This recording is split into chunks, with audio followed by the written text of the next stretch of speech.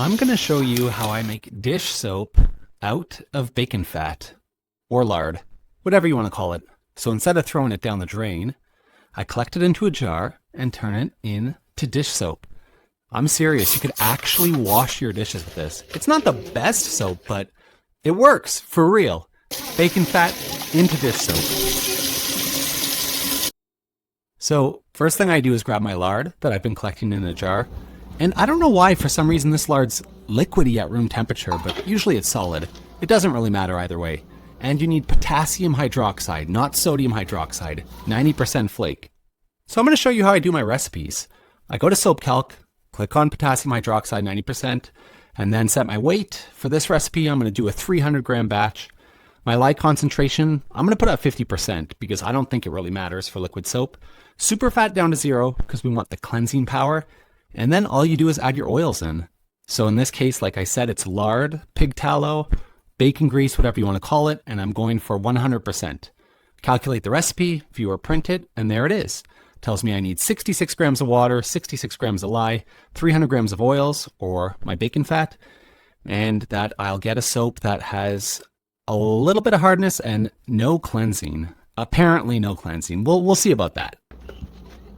So I grab out my scale, I start tearing it, I get my little ceramic bowl out and pour the potassium hydroxide in. Measured out to, what did we say, 66 grams? Yep, 68, close enough. I'm not really picky with this stuff. And then I get my glass container for the water because you have to mix it in a glass dish. It's caustic, all that nasty stuff. And then weigh out my water, and since I'm doing a 50% lye concentration, it's going to be 66 grams of water, equal amounts potassium hydroxide and water. And then I just add it in. I find potassium hydroxide's not nearly as bad as sodium, so I just mix it inside. It doesn't get that hot. It doesn't make that many fumes. If you're worried about getting it in your eye, put some glasses on, gloves, whatever floats your boat. I live life on the edge when I make my bacon soap, baby. All right, got that all weighed out. Now I'm going to get my other ceramic dish that I use to actually make the soap in and add the lard in, all 300 grams.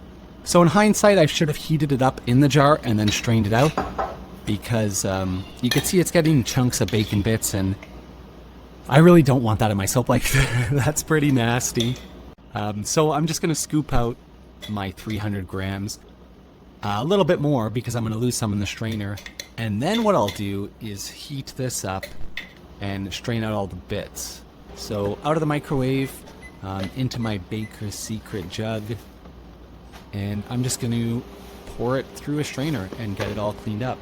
So once you microwave bacon fat, all the stuff goes to the bottom. It's pretty easy to pour through. And like I said, I did a bit over 300 grams because I knew I was going to lose some, and I wanted to end up close to 300. So it's coming up 360, but that's got the strainer on it. And once you take it off, what are we at, 297? Okay, that's close enough. All right, all done with that. So I got my oils, and they're all heated up now, and my lye water's ready to go. The old stick blender, if you don't know what one of those looks like, you need this for making soap. It mixes the oils in with the lye water, and that's all that soap really is. It's really, really easy to make. So there it is.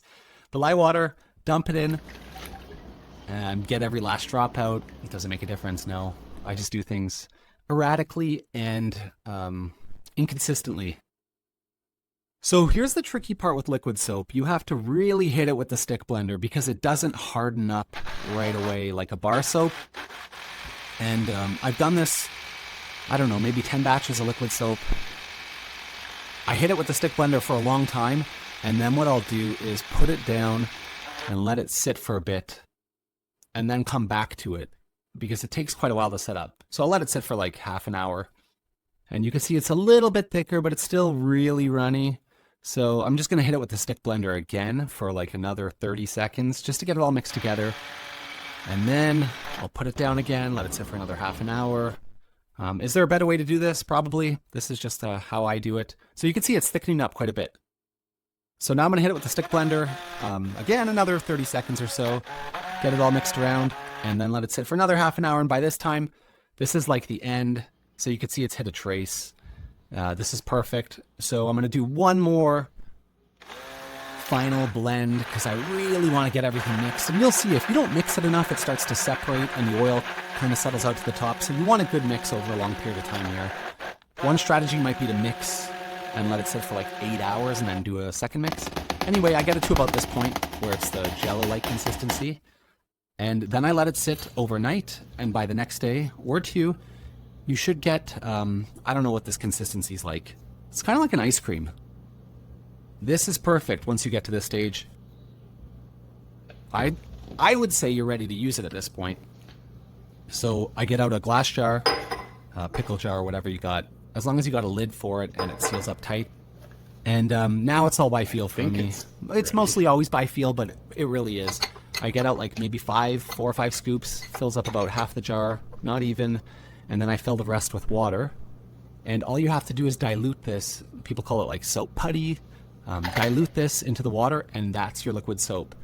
So the best way I find to do it is by shaking it around. It takes quite a while. Yeah, do this over the span of an hour or two, and eventually it all dilutes, and like this didn't fully dilute, but whatever, it's good enough. It's close enough. It's dish soap. This is your dish soap. It's that soap putty diluted into water. So the 300 grams actually gives you like 600 grams or a liter of dish soap.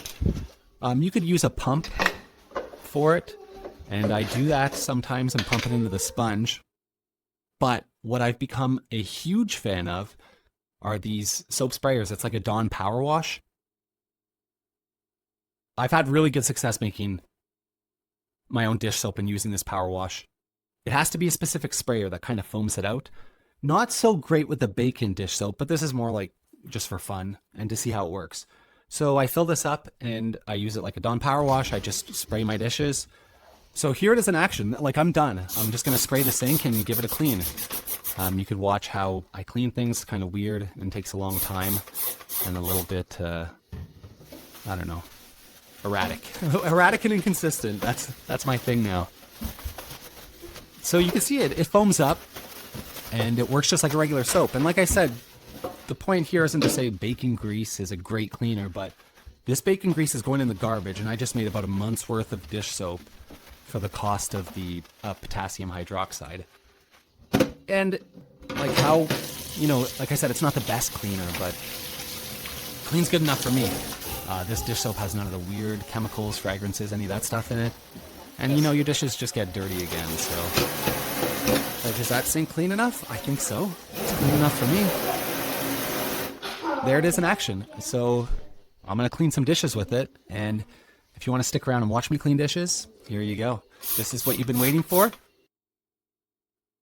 If you're looking for more of this type of content or other weird, random soaping kind of stuff, I'm making a comeback, baby. This is what I'm going to be doing. More soap stuff. For now, anyway. So usually I use Dawn. I think Dawn's the best dish soap. And this works, the bacon grease in particular, I'd say about 50% as good as Dawn. So, you know, for most light dishes, plates and stuff, it's fine. If something's covered in grease, it's not going to be the best option. It's still going to clean. But what I might do in a follow-up is a real legit homemade dish soap. So what I would use instead is coconut oil, because it's far more cleansing, and just pump the recipe through soap calc and make it the exact same way. And maybe cut that with a little bit of castor, like a 95.5 or even 100% coconut oil. That's what I've done before, and it is a fantastic dish soap. So yeah, here, you could pump it into the sponge and do it this way if you want. Nice and foamy. It works. It's soap. It's bacon fat. There's nothing to it. You can do it, or you could just watch me do it. Like, subscribe.